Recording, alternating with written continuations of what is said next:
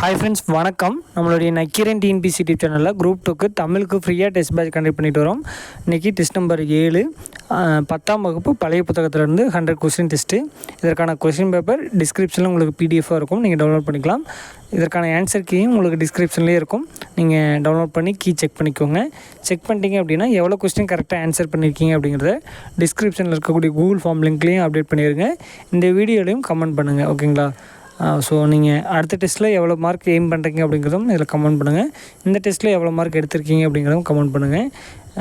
So ஓவராலாக உங்களுடைய feedback எதனும் இருந்தால் அதையும் கமெண்ட் பண்ணுங்கள், ஓகேங்களா?